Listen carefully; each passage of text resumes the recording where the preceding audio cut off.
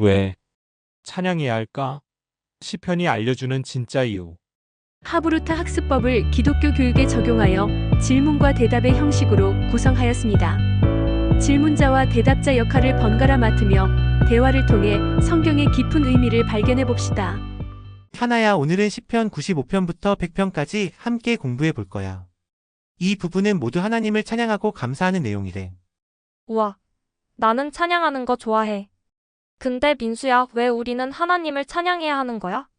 시편 95편 3절부터 4절에 보면 여호와는 크신 하나님이시요 모든 신들보다 크신 왕이시기 때문이래. 하나님은 모든 산과 바다를 만드신 분이시니까 찬양받기에 합당하시대. 그럼 하나님을 어떻게 찬양해야 하는 거야? 시편 95편 1절부터 2절에는 노래로 기쁘게 외치고 감사함으로 그 앞에 나아가자라고 했어. 그리고 시편 98편 4절에는 즐거이 소리 지르며 노래할 것이라고 해. 아, 우리가 즐겁게 노래하고 소리 지르는 것도 하나님을 찬양하는 방법이구나. 근데 민수야, 시편 95편 뒷부분에는 왜 갑자기 분위기가 달라져? 너희는 오늘 그 음성을 듣거든 마음을 완악하게 하지 말라는 건 무슨 뜻이야? 좋은 질문이다. 그건 하나님을 찬양만 하고 실제로 그분 말씀에 순종하지 않으면 안 된다는 거야. 이스라엘 백성들이 광야에서 하나님께 불순종했던 것처럼 우리도 그러면 안 된다는 경고 같아. 아, 그럼 진짜 찬양은 입으로만 하는 게 아니라 마음으로 하고 순종하는 거구나.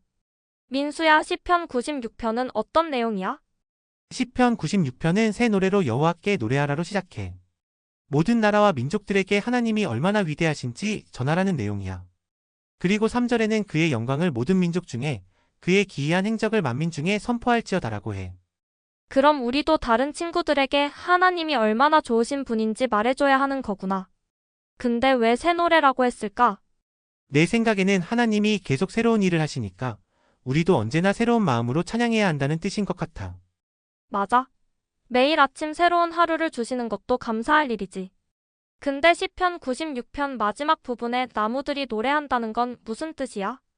12절부터 13절의 그때에 삼림의 나무들이 여호와 앞에서 즐거이 노래하리니 그가 임하시되 땅을 심판하러 임하실 것임이라고 했지. 이건 하나님이 오실 때 모든 자연도 함께 기뻐한다는 뜻이야. 와, 나무도 노래할 수 있다니 신기하다. 시편 97편은 어떤 내용이야? 시편 97편은 여호와께서 다스리시니 땅은 즐거워하며로 시작해. 하나님이 왕이시라는 내용이야. 그리고 하나님 앞에서는 산들이 녹아내리고 구름과 흑암이 그를 둘러싸고 있대. 그럼 하나님은 무섭게 생기신 분이야? 아니, 그보다는 하나님이 엄청 강하시고 위엄이 있으시다는 뜻이야. 10절부터 12절에 보면 여호와를 사랑하는 자들은 악을 미워하라고 했고 의인을 위하여 빛이 뿌려졌고 마음이 정직한 자를 위하여 기쁨이 뿌려졌도다라고 했어. 하나님은 의로우신 분이시고 그래서 옳은 일을 하는 사람들을 좋아하신대. 그럼 우리도 나쁜 일은 미워하고 좋은 일을 해야겠구나. 시편 98편은 어떤 내용이야? 시편 98편도 새 노래로 여호와께 찬송하라로 시작해. 그리고 그의 오른손과 거룩한 팔이 그에게 승리를 가져다 주었음이로다라고 해. 하나님이 구원을 베푸셨으니 온 땅이 기뻐하고 찬양하라는 내용이야. 여기서 말하는 승리는 무슨 뜻일까? 그건 하나님이 우리를 죄와 어려움에서 구해주신다는 뜻인 것 같아. 성경에서는 하나님이 이스라엘 백성을 여러 번 도와주셨잖아. 맞아. 그리고 예수님이 오셔서 우리 죄를 대신 짊어지셨으니까 그것도 큰 승리지. 근데 여기서는 왜 또 자연이 나오는 거야? 바다와 거기 충만한 것과 세계와 그 중에 거주하는 자는 다 외칠지어다라고 했어. 그건 하나님의 창조물인 모든 것이 하나님을 찬양해야 한다는 뜻이야. 심지어 강물도 박수를 치고 산들도 노래한대. 상상해봐, 얼마나 멋진 광경일까? 정말 멋질 것 같아. 시편 99편은 어떤 내용이야? 시편 99편은 여호와께서 다스리시니 만민이 떨 것이요로 시작해. 하나님이 거룩하신 왕이시라는 내용이야. 그는 거룩하시다라는 말이 3번이나 반복되어 있어. 거룩하다는 건 무슨 뜻이야? 거룩하다는 건 특별하고 순수하다는 뜻이야. 하나님은 완전히 선하시고 죄가 없으신 분이시기 때문에 거룩하시대. 그리고 이 시편에서는 모세와 아론, 사무엘 같은 사람들이 하나님께 기도했다고 나와 있어. 아, 그 사람들은 성경에 나오는 중요한 사람들이지. 마지막 시편 100편은 어떤 내용이야?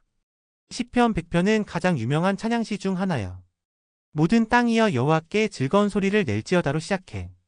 그리고 감사함으로 그의 문에 들어가며 찬송함으로 그의 궁정에 들어가서 그에게 감사하며 그의 이름을 송축할지어다라고 했어. 송축이라는 건 무슨 뜻이야? 송축은 축복하다는 뜻이야. 우리가 하나님의 이름을 높이고 찬양한다는 뜻이지. 아, 그렇구나. 근데 왜 우리가 감사해야 하는 거야? 시편 100편 3절에 여호와가 우리 하나님이신 줄 알지어다. 그는 우리를 지으신 이요 우리는 그의 것이니라고 했어. 하나님이 우리를 만드셨고 우리를 돌보시니까 감사해야 한대. 그리고 5절에는 여호와는 선하시니 그의 인자하심이 영원하고 그의 성실하심이 대대에 이르리로다라고 했어. 하나님이 우리를 만드셨고 영원히 우리를 사랑하신다니 정말 감사해야겠다. 맞아. 이 시편들을 통해 우리는 하나님이 얼마나 위대하신지 그리고 우리가 어떻게 감사하고 찬양해야 하는지 배울 수 있어. 이제 나도 더 기쁘게 찬양할 수 있을 것 같아. 이 시편들을 읽으면 정말 하나님이 얼마나 대단하신지 느껴져. 맞아. 하나님은 우리의 왕이시고 심판자이시고 창조주이시니까 항상 기쁘게 찬양하고 감사해야 해. 그리고 그냥 말로만이 아니라 우리의 행동으로도 하나님을 기쁘시게 해야 해. 응. 앞으로 더 기쁘게 찬양하고 하나님 말씀에 순종하도록 노력할게. 이상 하나님의 말씀이었습니다. 감사합니다. 구독과 좋아요, 알람 잊지 마세요.